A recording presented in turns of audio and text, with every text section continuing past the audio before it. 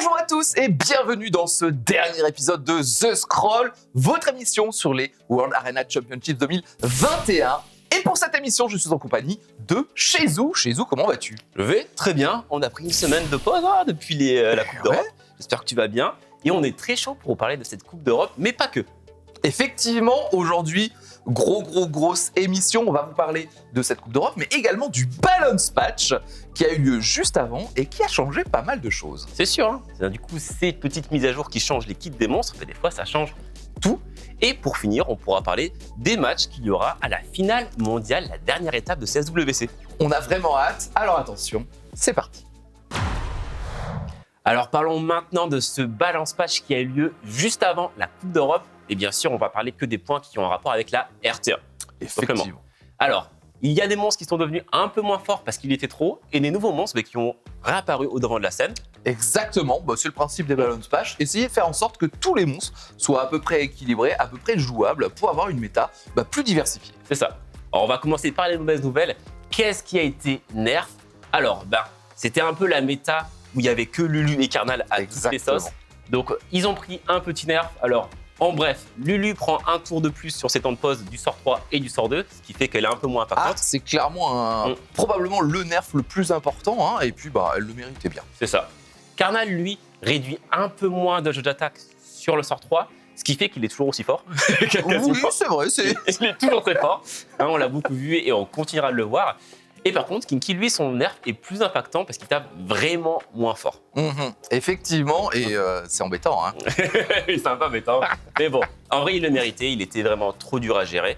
Et ce qui fait que maintenant, quand il est draft, il n'est pas draft à toutes les sauces, il est juste draft pour contrer une draft spécifique. Exactement. Encore une fois, l'idée, c'est de trouver l'équilibre. C'est ça. Et maintenant, les bonnes nouvelles. Après ces mauvaises nouvelles, on peut parler du coup des buffs. Et on a des monstres qui reviennent sur le devant de la scène. Et ça fait très plaisir de retrouver Wusa au SWC. On l'a vu pique. Et moi, c'est un monstre que j'aime beaucoup. Son up est très intéressant. C'est ça, parce qu'il est très fort défensivement avec son sort 3. Immunité, bouclier, le Wusa qu'on connaît. Mais en plus de ça, maintenant, offensivement, il fait des gros dégâts sur le sort 2. Et il peut tout à fait ce combo avec un Molong ou contre les Onimusha qui ne peuvent pas prendre de critique. C'est vraiment pixel. Exactement. Sekhmet, elle, a 15 de speed en plus, ce qui fait qu'elle a plus de chances de jouer en premier pour faire le sort 3. Exactement. Après, c'est un pari. C'est le pile ou face. Est-ce que ça va passer ou est-ce que ça va être résiste? Et ça peut conditionner tout le reste du combat. C'est ça. Et le dernier monstre qui est le nouveau, la star un peu de la méta. Le GOAT de la méta en ce moment, à tel point que c'est peut-être un petit peu trop. C'est ça. Nana, la mage haut, qui va pouvoir ramener à la vie n'importe quel des alliés avec son âme, qu'elle arrive déjà au début de combat. Exactement. Avant, elle commençait le combat sans âme. Maintenant, elle le commence avec une âme, ce qui fait qu'elle est prête, setup, à balancer un raise tout de suite, même sur elle-même. C'est ça. Et si tu tues quelqu'un d'autre, du coup, elle a 2 âmes et là, elle peut alors là, ramener. l'avantage numérique devient beaucoup trop impactant. À partir du moment où vous arrivez à tuer du monde, ça va être très difficile pour votre adversaire de revenir. On va voir du coup comment les champions de la Coupe d'Europe l'ont géré tout de suite. Eh bien, parlons tout de suite de cette Coupe d'Europe des Summer Sword World Arena Championship 2021. Une coupe pleine de surprises. Je ne sais pas vous, je ne sais pas toi Shezou, mais moi en tout cas, mes pronostics, c'était tout faux. C'est tout faux. C'est juste tout faux.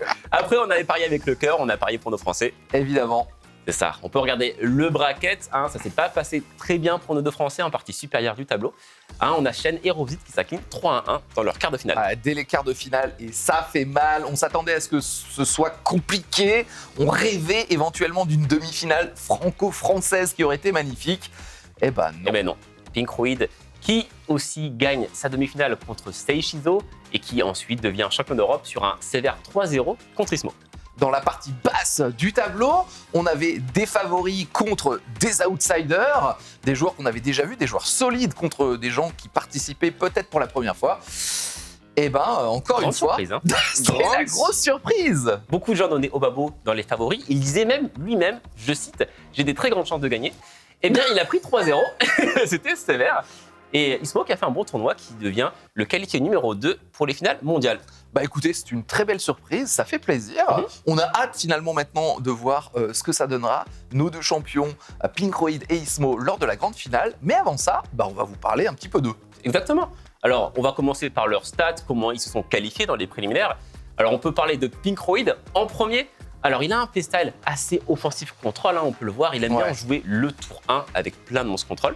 Ouais. Il a un Tianlang, c'est ça. Très sympa, mais il aime aussi beaucoup jouer ses oracles. On aura l'occasion de le voir. En attendant, regardez-moi ça, ses stats. 3-0, 2-0, 2-1. C'est assez expéditif. C'est vraiment un joueur qui joue le tour 1. Il a envie de gagner. Il a la niaque. Et du coup, on peut regarder dans ce petit segment d'interview ce qu'il pense de lui et comment il s'est présenté. Hello guys, I'm Pinkroid. I'm 19 years old. I live in the Netherlands, near Amsterdam.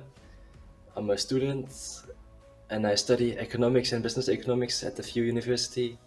And I'm also a streamer, you might have heard of me. I started playing RTA, I think around the A-Gear meta, which was like, I think 8 seasons back or 10. It was like Gani, Hato, Wusa and A-Gear stuff, which was pretty boring to play, but I liked it. I think I played like every day, 30 matches, even during school days. I was dedicated. My playstyle on RTA is just going for turn 1 and winning right off the bat. So I just go with Seraph or CC turn 1 and try to win. I don't think my RTA playstyle reflects my real life personality, because in real life I'm a bit lazy, and in RTA I'm just go aggressive and also more relaxed in real life.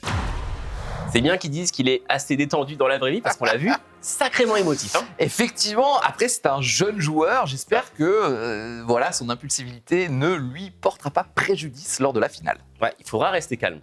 Et du coup, son finaliste, Ismo, lui, on l'avait déjà vu l'année précédente. Il était déjà en Coupe d'Europe. Et cette année, il a un Pontos en plus qui a pris un bon buff depuis l'année dernière et qui a renforcé son kit. Alors complètement, du coup, il a un playstyle un peu plus basé sur le contrôle, la défense. Et ça lui a plutôt pas mal réussi. Complètement. On va pouvoir regarder une fois de plus comment il s'est introduit dans sa vidéo de présentation des joueurs. Hi, ich bin Ismo, ich bin 29 Jahre alt, ich wohne in Tönisforst und komme aus Deutschland. Ich bin Heilerziehungspfleger und arbeite mit Menschen mit Behinderung. Ziel in Summoners War ist eine defensive Kontrolle. Das heißt, ich versuche den Gegner zu kontrollieren, indem ich aber, falls ich nicht treffen sollte, dass ich immer noch so einen Schutz davor habe, mit einem Pontos zum Beispiel oder einem Fran.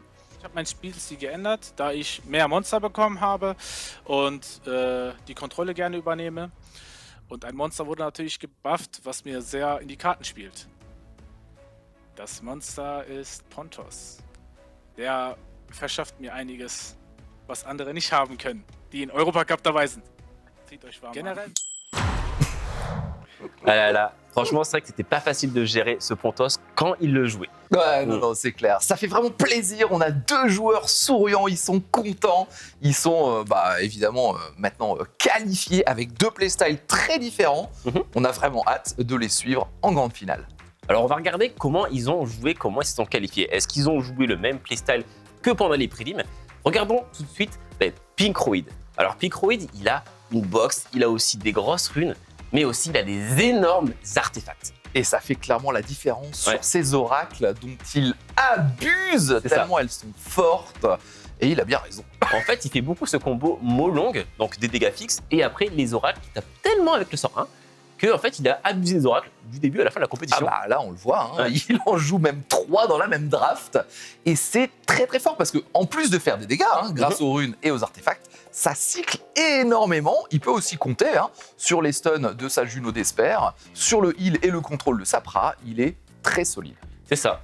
Et en plus de ça, le fait qu'elle joue beaucoup, un peu comme s'il y avait un Verdé dans la team, un peu en cachet. Exactement. Là, on a trois monstres qui cyclent par eux-mêmes, ce qui fait que, comme tu dis, c'est comme s'il y avait un Verdé. Et en vrai, elles font tellement de dégâts, on voit du 2000 par coup sur certaines cibles, selon la défense de la cible. Et 6000, et qu'elle rejoue directement grâce au BRTD, au final, le combat à long terme, il gagne. Non, il va grignoter petit à petit, et puis il y a tous ces dots posés par la Syrah, bien sûr. Ouais, c'est un exemple type, mais en vrai, c'est à peu près son style de compo de prédiction. Alors très clairement, comme il le dit de toute façon dans sa capsule, il joue le tour 1 et il joue les oracles. Ça marche très très bien. Et là, Ismo, malheureusement, il n'a pas passé un bon moment. Non, Voilà. il n'a clairement pas apprécié. Il y avait le strip pour gérer son Pontos. Et puis après, il y avait les oracles qui ont fait le show. Et oh là là, regardez-moi ça. C'est ça, hein. On voit les oracles full HP. C'était une finale, mais ça ressemblait pas à une finale parce que le 3-0 était quand même sévère. Ah, il était très sévère, Mhm. mais bon, voilà quoi. On a un Pinkroid qu'on sait très fort. En ladder, il est très bien classé. Et puis on a un Ismo qui s'est fait son chemin jusque-là, mais c'est. Voilà. Incliné, logiquement. Mais il n'a pas démérité. Ah, il a clairement pas démérité. On va le voir tout de suite. Un playstyle vraiment très différent de celui de Pinkroid, beaucoup plus tanky, beaucoup plus défensif avec ce Pontos. Oui. Et il s'est adapté au fil de la compétition. Il n'a pas forcé un playstyle. Contre Vilipiti, il a joué son playstyle qu'il connaît. Pontos, voire Fran, et après du contrôle, ce qu'il a fait du coup là. Et là, en vrai, Vilipiti, c'était pas amusé non plus. Là. Ah non. Ah non, mais le Pontos, c'était insupportable. C'est ça. Cette immunité, cette invincibilité. Puis les silences. Oh, C'est ça. On se dit, enfin, je vais pouvoir faire un sort vu qu'il n'y a plus l'immunité. Mais non, parce que tu prends un silence. Et voilà. Non, c'était vraiment particulièrement bien joué de la part d'Ismo. Il a vraiment bien géré Vilipiti. Et contre l'hiver, il s'est adapté. On peut voir un first pick Anavel là. C'est quelque chose. Complètement différent. Justement, effectivement, il devait gérer cette Nana que Livert a beaucoup joué. Ce trio, Vanessa, Triana, Nana. Et il l'a géré avec Kaki. C'est ça. J'avais dit, c'est pas fou. Je regrette. Je regrette. Et en fait, la solution, on parlait de Nana qui revient à la vie. Et là, dans sa team, l'hiver, il a Vanessa, Triana, Nana, plein de monstres qui empêchent la mort ou qui ramènent à la vie. Et sa solution, c'était de jouer du coup, en fait, de tuer tout le monde en même temps. Exactement, avec l'AOE de ce Kaki. Alors, faut quand même admettre que c'est pas forcément simple à setup. On est parfois passé assez proche de la catastrophe. Comme là, ouais. Il aurait pu proc le passif de la Triana qui aurait mis l'immunité. Enfin, il y a eu la réussite. Il y a eu un peu de réussite, effectivement, mais ça lui a permis de gérer cette Nana. Ça prouve aussi, s'il en était besoin, que Nana, c'est très fort. Là, on a pu voir, elle a ramené à la vie 2 alliés et après, elle avait encore une âme. Enfin, c'est un combat qui a été vraiment très disputé, mais le pick Kaki était la solution. Il a cherché une AOE. Les gens, des fois, cherchent à contrôler, mais vu qu'il sait que l'hiver joue beaucoup Diana ou un Fengan là, Kaki était le pick parfait. Ah, ouais, très clairement. Et je cite, c'est pas fou. je cite. Je sais pas qui c'est qui a dit ça, mais ça devait pas être un casteur professionnel. C'est sûr. Il était content, ça fait plaisir de voir les joueurs. Bien sûr. On a la chance d'avoir des joueurs très expressifs sur cette Coupe d'Europe. Ça fait vraiment plaisir. On va leur souhaiter beaucoup de chance pour cette finale mondiale. On va pouvoir regarder tout de suite les matchs, les quarts de finale. Elle est là, la dernière étape de ces SWC 2021, la finale mondiale, où tous les qualifiés des coupes régionales vont s'affronter. On va pouvoir regarder les 8 joueurs qualifiés. Il va y avoir du très gros niveau. Il va y avoir du très beau jeu. Regardez ça. Nos 3 qualifiés de la Coupe APAC, Diligent, Second Baby et Jack, et Tars qui vient des sélections chinoises. C'est ça. Du côté Amérique, il y avait donc Big V qui avait fait une bonne surprise, mais même Madrim D aussi qui a fait une bonne surprise. De toute façon, ils ont tous fait la surprise. Ils ont tous été bien là. Ouais. Et du coup, nos champions européens, Pinkroid et Ismo. Mais c'est vrai que le roster des joueurs de cette année est totalement différent de l'année dernière. Exactement. Aucun Que des nouveaux joueurs. Ça, c'est quand même assez incroyable. Et alors, parlons maintenant du vif du sujet, les quarts de finale. Je respire plus. Du coup, on n'osera pas faire de pronostics sur ces matchs. Ils sont là. Big V contre Jack. Pinkroid contre Second Baby dans la partie haute de l'arbre et en bas. Diligent contre Madrindi et Tars contre Ismo. Alors, au moins, satisfaction, nos 2 joueurs européens sont dans les 2 parties différentes du bracket. Exactement. Donc ça, c'est sympa. Et par contre, on a envie d'y souhaiter beaucoup de courage à Ismo parce que la partie basse, vu qu'il y a Diligent, ça me fait peur, moi. Elle va faire très peur. S'il remporte son quart de finale, il y a des chances, si Diligent passe, qu'il se retrouve contre lui en demi. Ça va être chaud, mais bon, on a quand même la chance, comme tu le disais, d'avoir un Pinkroid dans la partie haute de l'arbre.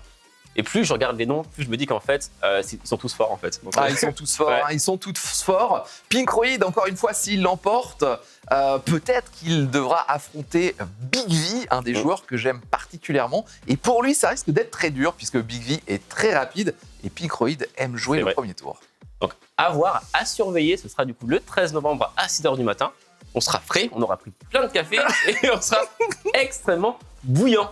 Eh bien, c'était le dernier épisode de The Scroll. Exactement, dernier épisode de The Scroll. Maintenant, la dernière étape, c'est la finale mondiale où on a hâte de vous retrouver. Moi, j'ai été très heureux de faire ces vidéos The Scroll avec toi chez vous. C'était très sympathique. Très fun. J'espère que vous avez apprécié. On se retrouve à la finale mondiale et à bientôt. Le 6 novembre. Le 13 novembre à 6h.